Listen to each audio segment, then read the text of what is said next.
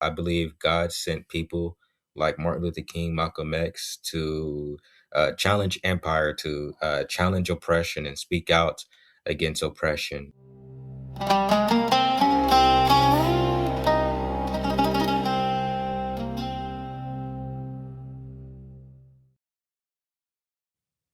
Welcome to another episode of the Olive Roots podcast. I'm your host, Chosi Ayub. Today we have somebody very special. He's a young man, and his name is Cason Kelly. Cason, How you doing, man? I'm good. How you doing, brother? Doing pretty good. Where are you located again? Chattanooga, Tennessee, in the United States. Oh, you're in Tennessee, Yeah. Chattanooga, man. I've been there. I went to the Ruby Falls and Rock City. Oh yeah. Yeah, it's Like, nice up there. have you been on the top of the mountain and see the Yeah, when you sunset? see the seven states. Yes. Yeah, man, it's It's beautiful beautiful. there. Yeah. Yeah. Cool, cool. Well, I'm in Georgia, man, so we're not too far from each other. Okay. What part? I'm in Fayetteville, so it's like 30 minutes south of Atlanta. Okay. Yeah, I've Yeah. heard of Fayetteville. Well, thank you for taking the time to join us today, Kason. And Yeah, for sure. Appreciate you for having me. of course, man, I found you on Instagram and I saw all the stuff you talk about. So I'm like, okay, this is a young American kid, man, your 20s, in your 20s. Yeah, 22. Yeah, yeah. So I got a double age on you. So to me, you're still a kid. But yeah, man, I saw you. You're pretty smart, outspoken. You dig, a lot about politics and what's going on, not Hmm. just in the US, but around the world. So I was like, I got to have you on my show. So thank you for joining us, man. Yeah, for sure. Appreciate you. Okay, Kason, the first portion of this episode will be about your identity. So, what I would love for you to share is your family, where they're from, where they're raised, how were you raised, and where you are today. So you can talk about anything you want about your identity. So the floor is yours.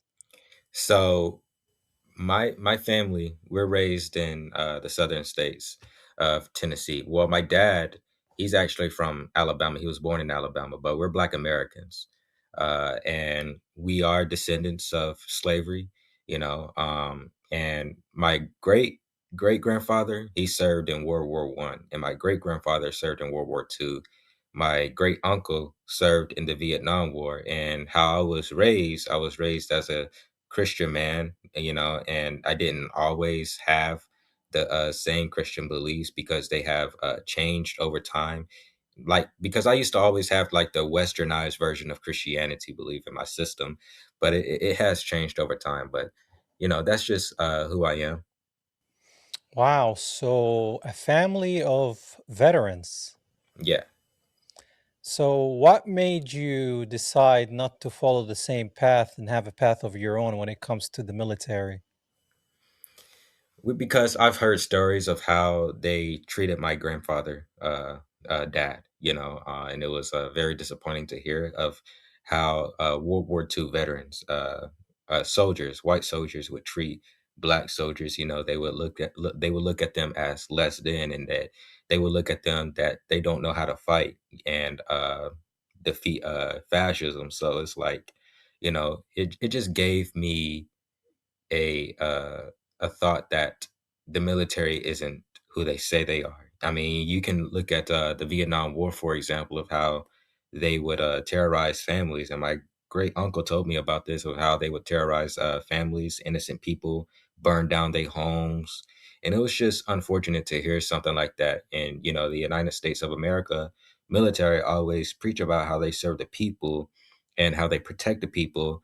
But in more likely sounds like they are well, it does sound like they are protecting billionaires and big corporations and fighting for oil to feed them their pockets. And so yeah, that's how I came to the conclusion of how I feel about the military today. Yeah, they're pretty much fighting for their banks, right? Yeah. And for their pockets. And I've heard so many stories from different sources about how Black American fighters will go serve their country, the United States of America.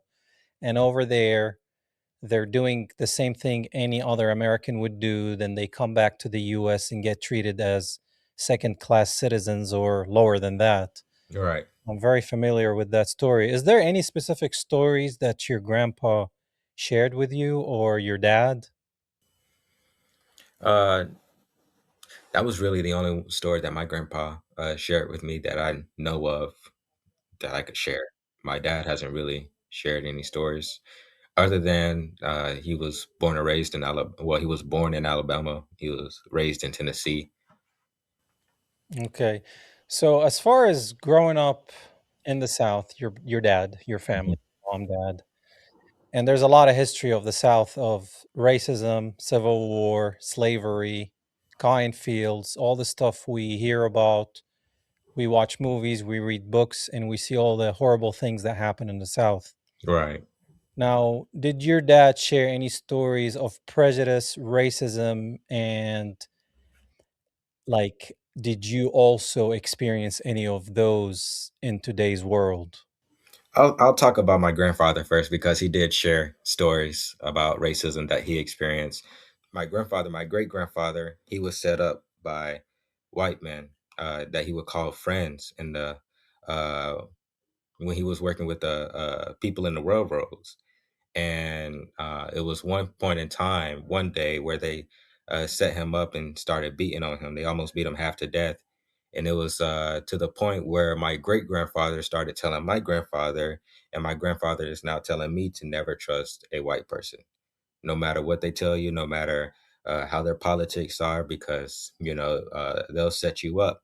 Now I still believe in unity across races, but just with caution with what my grandfather went through in the Jim Crow days, and my great grandfather went through in the Jim Crow days, and now to my grandfather, he's also been through something because it was in the middle of the night where he was living with his mom, and his dad was like at work or something like that, and the police would start banging on the door and just budge in unannounced, and they would have their pistols out, and they would just be terrorizing them. I don't know what else he told me, but that's what I remember. Wow. So the second story that you shared is kind of similar to what happens to us as Palestinians over Yeah. there by the occupation, the Zionist Israeli terrorist forces, as I call them. Hmm. They will come in the middle of the night and do identical actions, just come Yeah. strip you naked, do all that. So I can draw parallels there. But that's crazy that your grandpa's father goes, works on the railroads, thinking he's around friends, Hmm. everything is cool, and then they just set him up. Yep. So like they call him in and beat him up, and yeah, Yeah. man, it was like They I just can't imagine back in the day. and he also told me they just let him stay there, until somebody came and picked him up. So it was crazy. And that's why my grandfather feels the way he feels now. Yeah, I mean, I can understand back then the stories are horrific that we heard and what used to happen. So now we're in 2026. You're 22 years old. Hmm. We're in a different time. You're cautious. But how is your interaction nowadays with white people? Yeah, like you said, it's cautious. It also depends on their politics. Like if they prove that they are educated about Jim Crow, slavery, segregation, if they speak up against apartheid that's going on in the Middle East, such as what Israel is doing to the Palestinians, and what the United Arab Emirates, what they're doing to Sudan, and what Rwanda's doing to Congo, if they're educated about that stuff, then I could make really good friends with them. But they just have to be very educated, understanding on history, and just woke, and but at the same, like if they're not against oppression, like if they're conservative, liberal, if they continue to like uphold capitalism, then they're not your friend, because racism and stuff like that stems from capitalism. It strives in capitalism. Capitalism needs racism to survive. Yeah, it's pretty much based in colonialism, right? Yes. And that's supremacy, making people above others. But I think we're in a place right now that supremacy is more into those one percenters, right? As Yeah, I call them. yeah, So these are elites. It doesn't matter what color they are or right, what religion for that matter. right. And at this point, we are all becoming their slaves, Right. right? Yeah, and like the black bourgeoisie, you can see that they don't care for black people in the hood, because you see that our neighborhoods are still dirty. Jay-Z, he's a billionaire, just about. His wife is a billionaire. And you see LeBron James, he's a billionaire. Michael Jordan's a billionaire. They have like black celebrities have so much money to where they can contribute not only to black people, but to people all around this country, and they could build free healthcare clinics. They could build food programs to where kids can go eat. They could go do other things such as like funding unions and stuff like that, to where young children, young teenagers would be able to have a job after they graduate high school, and they could be also helping kids with their student loans and stuff like that. So yeah, I definitely agree with you that the supremacy is coming from the 1%, and it's really not a specific color. Yeah, I mean, you can't serve two masters, right? Right. And it feels like these people, they're worshiping money. They're worshiping the god of money. Hmm. That's what they worship. And, money is, money can help, Yeah. right? But these people want to go to Mars and want to have different yachts and Yeah. 70 mansions instead Yeah. of And it's helping homeless people. and it's unnecessary how, like, it is. Yeah, it's unnecessary how Elon Musk is about to be a trillionaire. See, like when Donald Trump and Elon Musk were going back and forth on Twitter in June, I knew that was a show.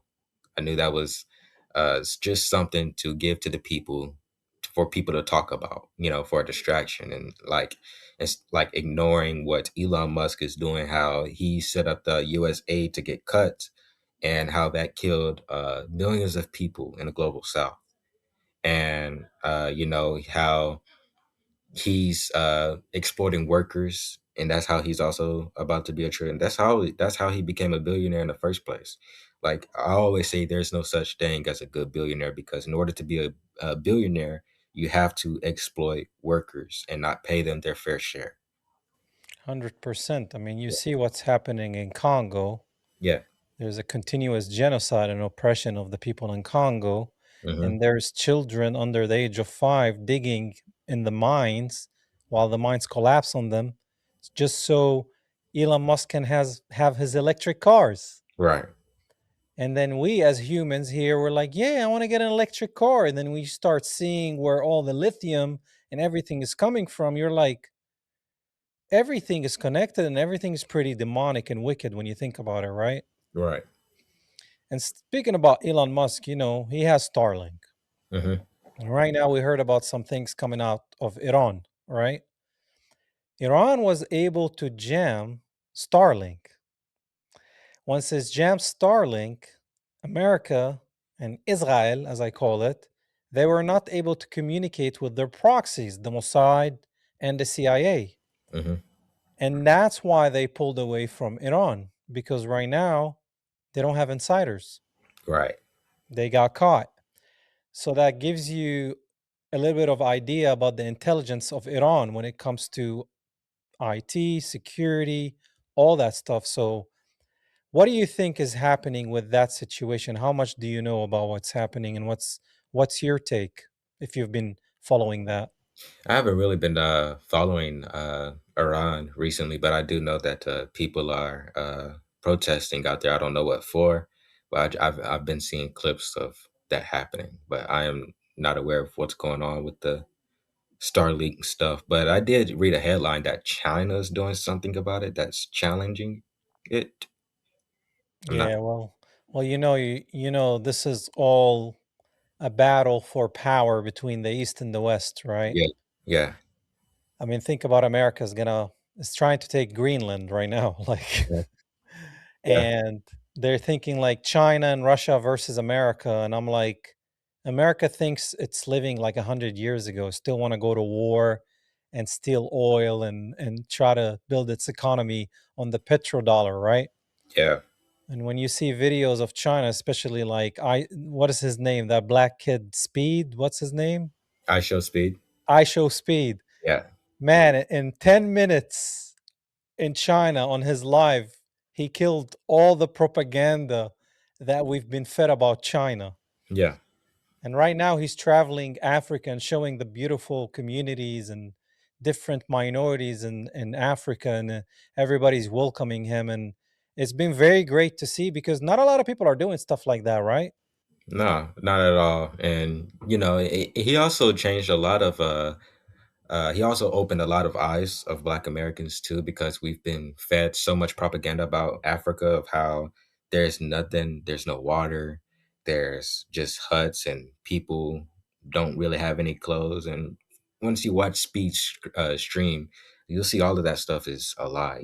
They have nice infrastructure in some places like Ghana, Kenya, Nigeria. They could do some work on infrastructure, but it's better than what we were taught. And Rwanda has some good infrastructure, but I feel like the way that Rwanda got there is by exploiting the people of Congo.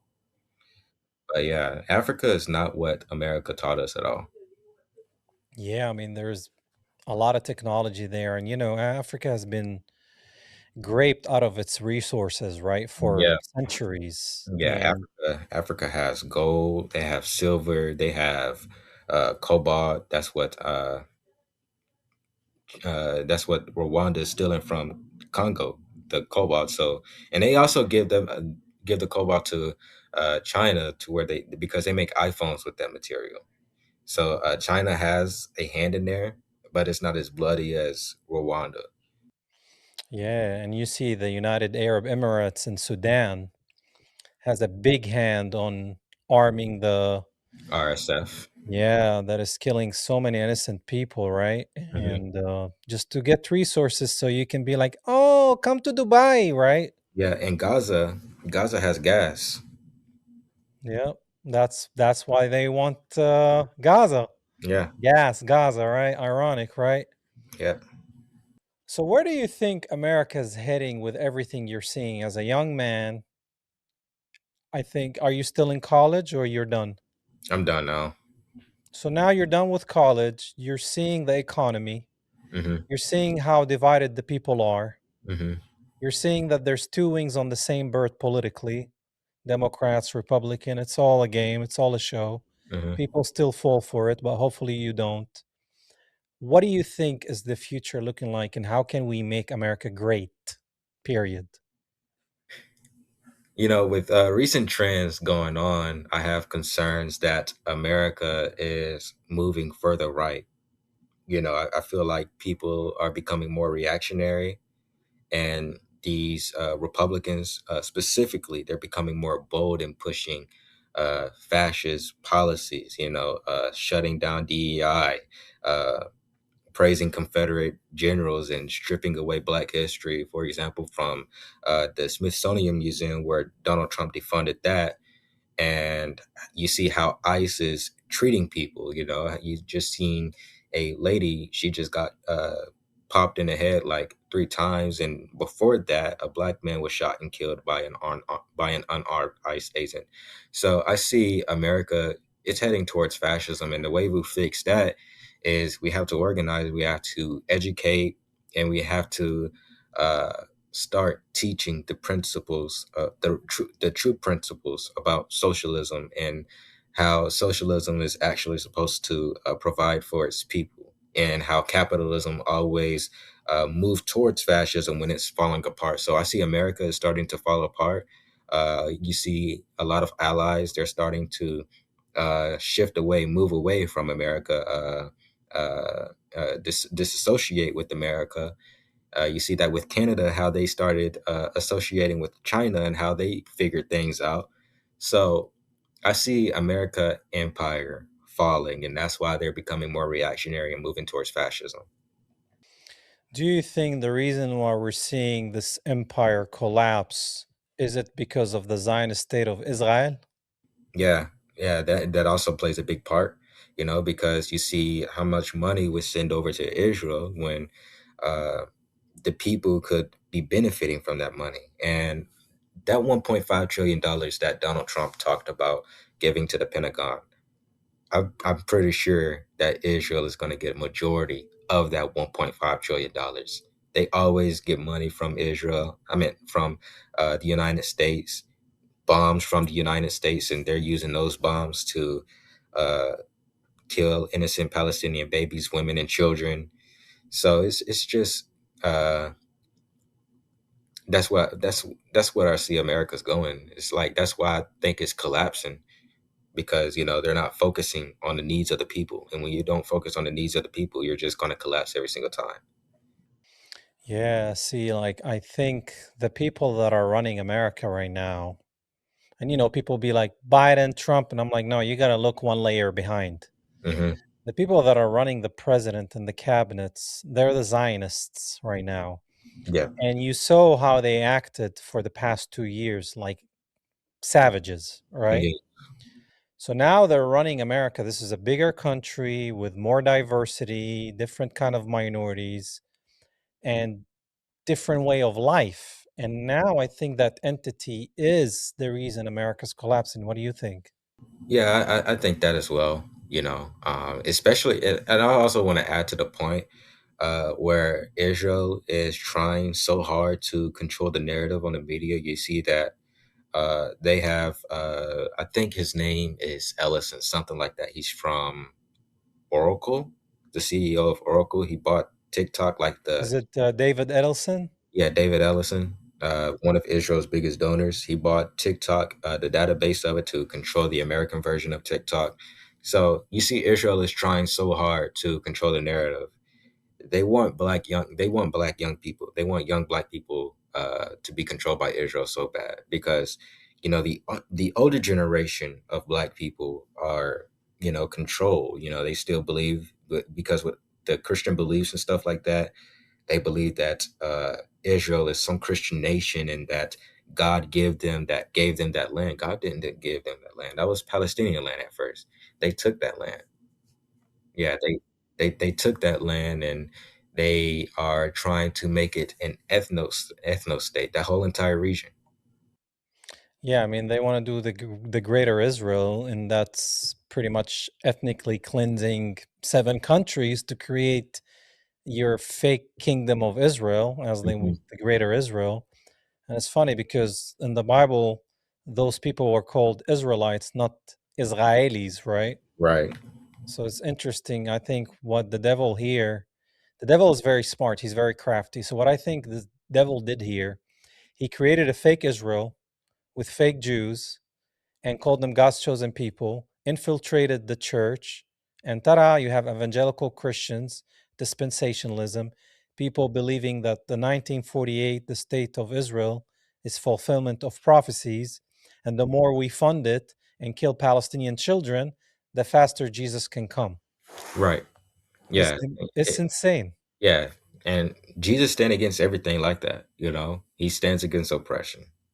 And he actually in the book of Revelations, you'll see where you read that Jesus pulled out his sword and started being aggressive. I wouldn't say violent because Jesus wasn't violent, but aggressive because he was tired of the exploitation that was going on. He was tired of the oppression, and he was tired of the suffering that state was doing to the people. Yeah, I mean, you also see it when what he did in the temple, right? Yeah, Start whipping them. yeah, And people talk about the lamb, but they don't want to talk about the lion, right? you're right. Yeah, and when it comes to Zionism, it's such a evil ideology. It's a evil political ideology that causes real harm, and we're seeing it in real time. And it's not about Judaism or Jewish people, and they'll they'll gaslight you to call you anti-Semitic for condemning Zionism when it's a settler colonial project that wants a ethno state. So, how much did you know about Zionism? Did you know about Zionism before the genocide in Gaza, or that's what led you to start learning about it? So I've always heard the word Zionism from activists like Kwame Ture. I just didn't really care enough to look it up. But when October 7th came and the media was posting about it all over the place, that's when I started reading and doing everything like that. And also, Malcolm X's book drew me to learn about Zionism as well because he wrote an article that said that Zionism is, an oppressive ideology. Yeah, he definitely spoke against the Zionist state, and And he also met with Palestinians too. He yeah, went he to, was in Gaza yeah, when Gaza had an airport. yeah. Most people don't know that. Okay, so speaking about Jesus whipping them, taking the sword, let's move on to the second portion. I want you to share with the audience your faith journey. How did you grow up? What faith your grandparents or parents were raised in, and where you are today with the faith? So my faith is rooted in Black liberation. I'm a Christian. My families are Christians, but they don't really go that deep that I do. I believe God sent people like Martin Luther King, Malcolm X to challenge empire, to challenge oppression, and speak out against oppression. And they were killed for that. And that's how they did people like Jesus. And you see Black women like Harriet Tubman, she was moving like Moses, because Moses went back to free his people out of bondage. And um, that same spirit lives on to Black people today, where we're still trying to um, free our people out of the mindset of capitalism because mentally we are still enslaved. I mean, you see how majority of Black people today still vote Democrat no matter what. I mean, they'll just go to the polls and just vote Democrat. And I also want to mention when it comes to God Army, that's how I seen the Black Panther Party. Like, I don't see them as criminals or extremists. I see them as God's army because they fed the children. They opened free healthcare clinics to make sure they have free healthcare and that they're healthy. And my faith, that's what it's that's what it's rooted in. Faith without action is dead to me, and that's what I understand about my faith journey. Yeah, I believe faith is an action, right? Like, Hmm. in order to practice your faith, you need Hmm. to do something, practice, right? Yeah. And Jesus didn't come here to bring a religion. All right. Jesus brought a message and he showed it with his actions, right? Hmm. He didn't just come and say, like all these presidents, oh, let's do this and do that. And they don't do anything like action wise. Right. He actually was the leader that walked, by example and led many to salvation and to victory. And he said, you're going to have troubles in this world. Hmm. You had troubles before I came, and you're going to have troubles after I come. Yeah. And we're seeing a lot of troubles in the world, right? And that's why I stand.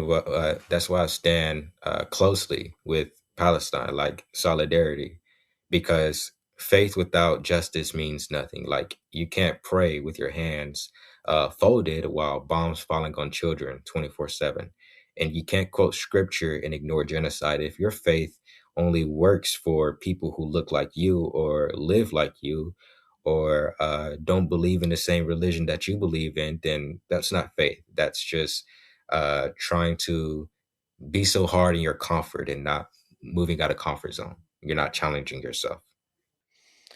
I mean, yeah, you have the Israeli military goes, bombs children, Hmm. and then they celebrate their religious holidays in Gaza, lighting up rockets and whatnot to celebrate their faith. Kind of reminds me of back in the day when the slave owners will abuse the black people, calling them their slaves. lynching them, hanging them, whipping them, doing all kind of insane stuff, Yeah. and then going to the church and praising God. Yeah.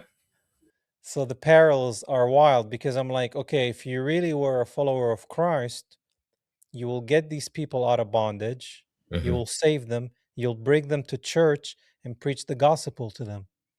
Yeah. But what they did is the total opposite. They oppressed them and kept them away from that. And when black people try to read and become educated, they didn't want them to get educated. They didn't want them to read. Right. And when they built communities, they destroyed them. Yep. But if you start going back to even slavery, the slave ships, I don't know if you know this, but 90% of the slave ships were owned by Jews, Ashkenazi Jews. Yeah, that's what Minister Louis Farrakhan teaches the Nation of Islam, and he actually goes into dialogue about it. I actually do need to do more research about it though, but he always brings some receipts that is true. Yeah, I mean, this guy always speaks the truth, man. He's very well aware, very educated, and he likes to poke the hive. Hmm. And he knows the Islamic faith, the Christian faith, the Judaic faith. He knows the Bible. He knows the Quran. Very interesting man. How long you've been watching him? I've been watching him for like 3 years now. Yeah, man, it's very interesting. He's getting old. He's getting up there. Yeah, he's like 92 now, I believe. Wow. Yeah, Yeah, there's a lot of people that hate him. yeah, he's still living though. He's still healthy and living. Yeah, yeah. May God keep blessing him and protecting him, man. So tell me a little bit about the Black Panther Party because a lot of people might just know what the news say, but there's a whole different side to it. So what do you know about all that? Yeah, so it is a political organization. It is not the Black Panthers that you'll see in the movies with their guns, marching with their guns and yelling at soldiers like Forrest Gump. I don't know if you've seen that scene, but it is a funny scene. But yeah, the Black Panthers, they are a political organization. They are inspired by Malcolm X. They studied Mao. Well, they were a Black nationalist group, but then they evolved into a sets of political ideologies. They studied Karl Marx. That was one of the first things they studied. They studied the principles of communism, and they also studied Lenin, Mao. So they are a Marxist-Leninist organization. They still exist today. They have been trending recently. A lot of people have been wondering how to join, but it is something that you can't just join just to join because they are a very serious movement. They take things very seriously. They don't play. And like if they have codes to where, for example, they are strict on they are strict on drugs. And if you violated one of the codes, you are expelled for life. There's no second chances or anything like that. So it is a very serious movement that is about very serious organizing. You have to be serious politically, very serious.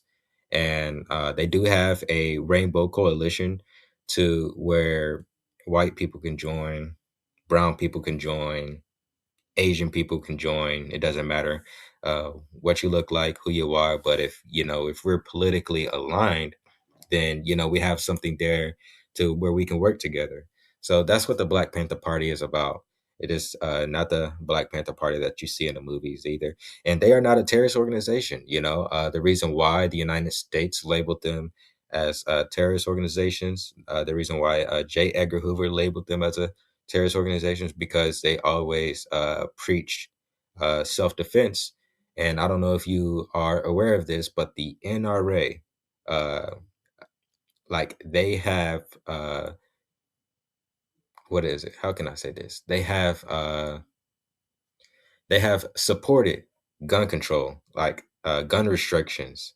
I think that's the most accurate way to say that, to be honest with you. But they have supported gun restrictions, but that was because the Black Panther Party was moving with their weapons and marching with their weapons and showing that they are about self defense. They knew their laws till they knew their laws. They always carried gun permits. So, the Black Panther Party is just not the party that you're taught in schools, whatever they're teaching you in schools about the Black Panther Party, if they're even teaching you about the Black Panther Party. Yeah, I mean, when you watch movies and the way they show them and represent them is like aggressive, right? Mhm. And trying to spew hate and division, and there's like we're black and we're better than everybody else, and I'm like, that's not Yeah, what the Black Panther was. right. And if you look at Fred Hampton, Chairman Fred Hampton, Uncle Fred Hampton, I just say his name in the most respectful way. But he was only 21 years old when the FBI deemed him as a threat. And the reason why they deemed him as a threat is because Fred Hampton was so coherent and talking to people, having conversations with people. And he was getting gangs to unite. Gangs would be fighting in Chicago areas. He would get them to unite and work with the Black Panther Party after they studied the principles of the Black Panther Party and after they read the books and things like that that the Black Panther Party had on their reading list. And he will also go to the mountains, the Appalachian Mountains, and talk to white people there that didn't really like Black people. They were already carrying Confederate flags and everything like that. But after a conversation with them, uh, they started to align with the Rainbow Coalition. And they realized that this is not about race and this is about class struggle. Yeah, yeah. It's interesting because parallels in Africa with Mandela, right? Right. They called him a terrorist, Yeah. and this guy was fighting for his people. So it's interesting how they can decide what they want to label this person and that person, right? Mhm.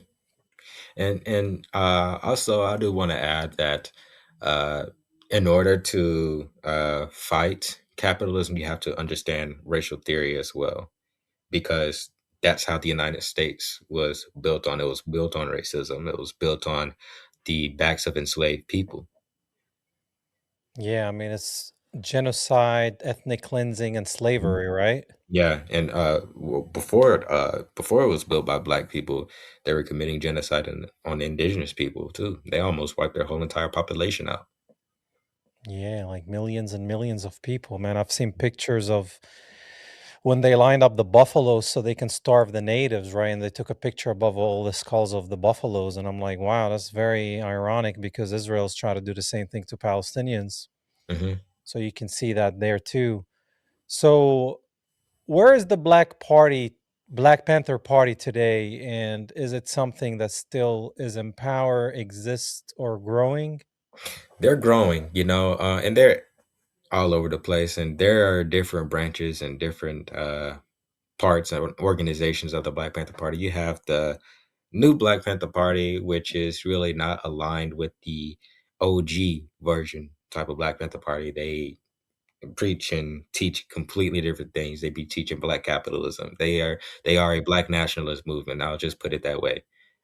But the Black Panther Party that I'm associated with, the chairman minister with the Black Panther Party that I'm with, his name is Bunchy Carter. He's Bunchy Carter's son, who was a OG Black Panther.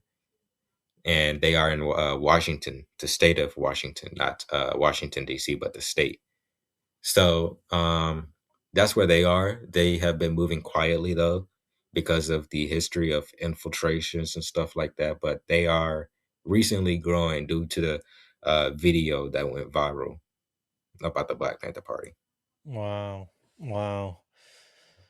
So let's go to remember when the Black Lives Matter movement became a thing. First, it was just a small thing that people were protesting. Yeah.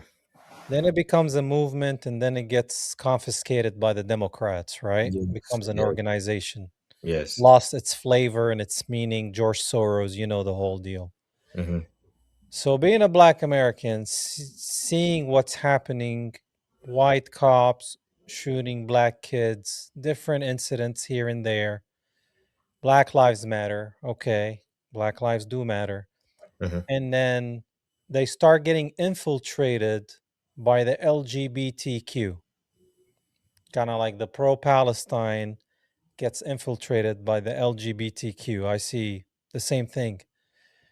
What did you feel about the Black Lives Matter movement, and what are your thoughts about it today?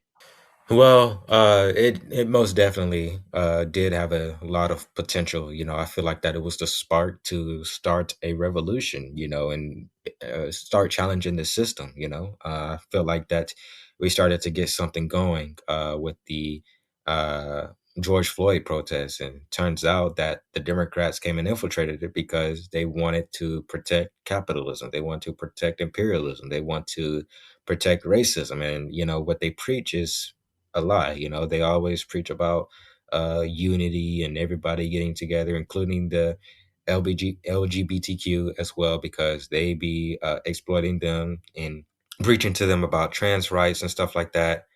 When they're not doing that at all, you know, and you can look at legislations where I think Biden has did something that made the trans community mad, and you know, that's what I think about it. I think that the reason why the Democrats infiltrated is because they want to protect those systems of exploitation and oppression. Yeah, I mean, it's two wings on the same bird, Hmm. and they try to use the left and the right, and anything you create, they will infiltrate, you know? Yeah, They try to infiltrate the Palestine movement, the pro-Palestine movement, but that didn't go too far because the Palestinian cause is very unique, and a lot of people don't know that this has been happening for 77 years in Palestine because you know who owns the media. right. So what really started looking weird to me is that you know how some people like to jump on the bandwagon. Hmm. So when the Black Lives Matter movement happened, some people were like, yeah, Black Lives Matter. Some people be like, well, maybe I can push my own situation alongside the Black Lives Matter. Hmm. So I'm like, oh, let me sell my oppression. And I'm like, no, this is about one specific thing. Same thing with Palestine. Palestinian lives matter, pro Palestine. Stop killing children in Gaza, pretty much. Right. And then all of a sudden, you start seeing other people try to hijack the movement. It didn't work. Even the Right. Democrats couldn't hijack it. Why is this something that always keeps happening when there's an oppression of a specific group of people? Why does it always get hijacked by organizations? What specific organ, like the political establishment? Political, other people that try to push their own narrative, you know, like financial gains. Like, why is there's always something weird happening every time there's a movement? Something strange happens in Well, parallel. I feel like it's something dealing with like they want to silence their message. You know, I think that's the most simple way to put it. Yeah, so pretty much they want to infiltrate it to take it somewhere else so it can die off. Hmm. Yeah, I can see that. I can see that happening. So tell me, in your opinion, what is the best way to resist the enemy or the oppression or whatever bad thing that is happening to a group of people? For example, in Palestine, Gaza has been a concentration camp for decades, right? These kids grow up to be men. These men became resistance fighters called as Hamas, Haraka Muqawama Islamiyya, Islamic Resistance Group. So Hamas is a resistance group because of the occupation. You want to get rid of Hamas, get rid of the occupation. So that is one way to resist. Other people were resisting with their cameras, documenting the genocide. Other people were resisting by doing medical work, saving lives. That's for Gaza specifically. Now let's talk about America. You're seeing the government going crazy. They're acting like criminals and thugs. You're seeing ICE coming, masked, no badges. We don't know if they're really working for the government or they're trafficking people for that matter. You're seeing the division politically between the left and the right that's been going on for a long time, which I don't buy into because it's two wings on the same dragon. And you're seeing the Israel first versus America first, right? And you're seeing the megas versus the conservatives. That's another division right there. So you're seeing all these things. and America's a sinking ship. What is the best way for young men that are unaware of everything happening to be aware and resist it? What is your message to the young people of America? Well, it's just time to start paying attention. You know, everybody be on their phones, and I know that you can go ahead and pull up an article and read about what's going on and stuff like that, and start educating yourself and start talking to your communities. But it also starts at home, talking to your family about organizing. And when you talk to your family, the conversations that you have, the conversation will carry on to other people, and after the conversation carry on from other people to other people, that's when it starts to become viral. And you see everybody's, talking about a general strike right now, but you have to be organized because a general strike is serious. That's when, like, stores will be forced to close, schools will be forced to close. Probably won't be having any gas to drive. So you'll just have to be very organized for something like that. And that is a resistant way to challenge empire, because if you hit them in the pocket, that's the only way they'll start listening to you. Because when you threaten their economy, that's when they'll start listening to you. And that's also why they took out Martin Luther King as well, because he was starting to be resistant and boycotting and organize something that was going to threaten the economy. Yeah, I remember when I started seeing all the boycotts coming in America because of the genocide in Gaza. And one of the ones that were boycotted were Starbucks, right? Hmm. And then you still have people going, well, I don't care. I'm just going to go get my latte. Yeah, McDonald's too. They're supposed to be being boycotted because they sent, I think, burgers to Israel so they could Oh, eat. yeah, they've been feeding the Israeli military, right, during the genocide. So you got people that are like, well, it doesn't affect me. I'm just gonna go eat my burger, drink my coffee, and life goes on. La la la la. Let me get my TikToks in or OnlyFans or whatever these people are doing, right? And they don't even understand that even these women that were doing all these OnlyFans stuff, OnlyFans is owned by an Israeli guy that is sending all his money to the Israeli military. Hmm. Most people don't know that. So the girls are selling naked pictures to support the genocide. And they're like, well, it doesn't affect me. Well, for example, our tax dollars are committing a genocide, my tax dollars and your tax dollars. And if we don't pay taxes, we go to prison, right? Right. So, how can we as Americans protest that and try to dictate where our taxes go? I really don't have an answer to that, to be honest with you. Do we even have the power to do anything? I believe so. Going back to organizing for a general strike, to start hitting them in their pockets. Got to start hitting these big corporations in their pockets, because Yeah, I mean, they care corporations about are money. yeah, because the big corporations are the ones that's funding them in the first place. Yeah, I believe we got to hit them in their pockets because that's their god, money, right? Like you said earlier, it's the 1%. It's the 1%, and they're all old, man. Yeah. Like you look at the politics, the Congress, right? Hmm. These are people, most of them above 70. Right. Then when you get a young person, oh, they don't know enough. For example, Mamdani in New York, whether you like him or not, he's young. Hmm. And I believe we should start getting young people, maybe not as young as 20, but at least 30s and 40s, Yeah. right? Yeah. And the thing about Mamdani is the Democrats, they were trying so hard to stay away from Mamdani and distance themselves away from Mamdani, but they couldn't because he had so much recognition by the people.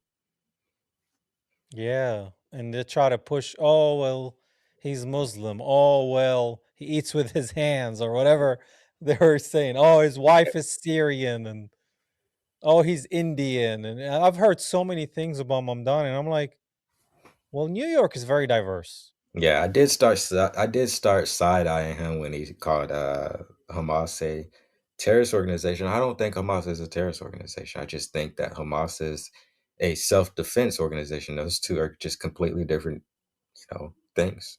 Yeah, it's a resistance group, you know? obviously is terrorizing one side because of the terrorizing that side is doing to their people, right? Right. So if you want to call it a terrorist, well, maybe to you because of you're terrorizing them. So if I'm terrorizing you and you terrorize me back, I mean, where are we going with the conversation of who's the terrorist, right? Right. But yeah, Mamdani, I lost respect to him when I saw him going to the grave, the Schneerson Rebbe, the Rabbi Schneerson, that Trump went to his graveyard and put that stone over his tomb. So I Hmm. saw that Mamdani did that, and that's something only you do if you're a Zionist. Right. And that's something you do if you want to go kiss the wall in Jerusalem, right? So when Mamdani did that, I was like, something is off here. But he's a Democrat, so like I told you, I don't support the Democrats or the Republicans. Right.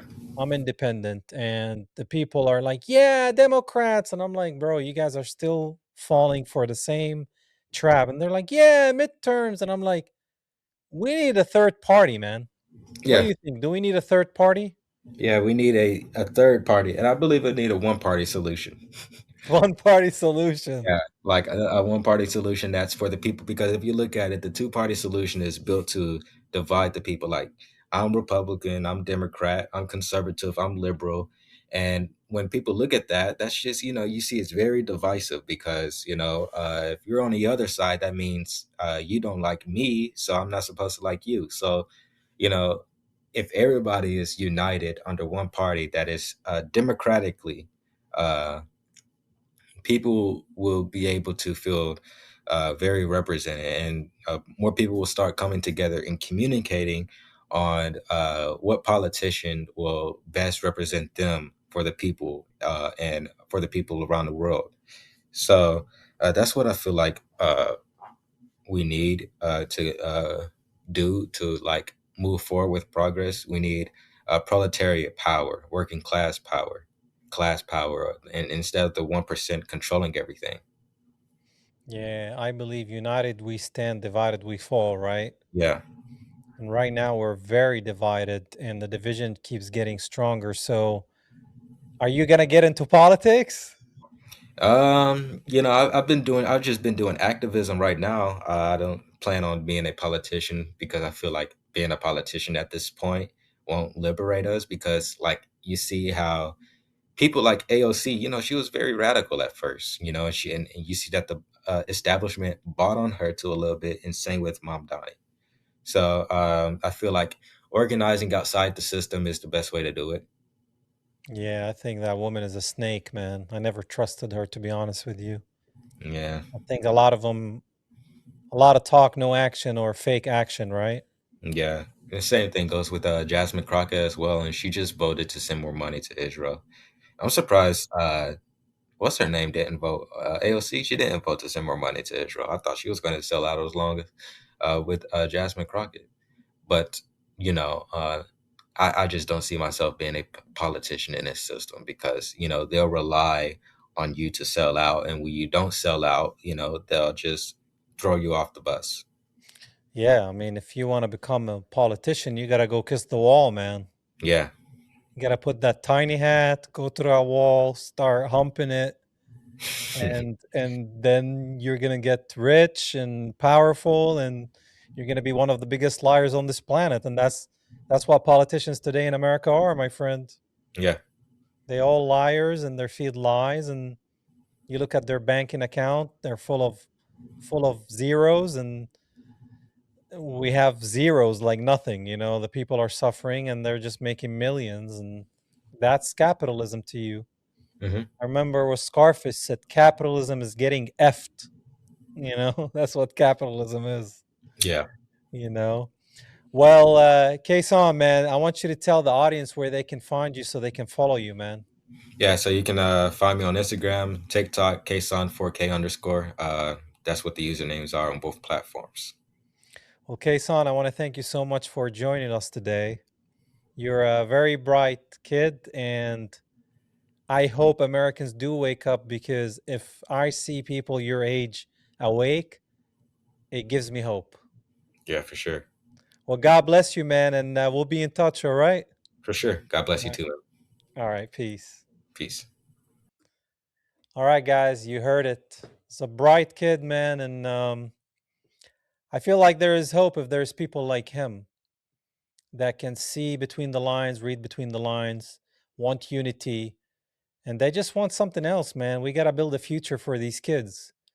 So let's try to make it happen. Until then, God bless you. Christ is King, and always free Palestine.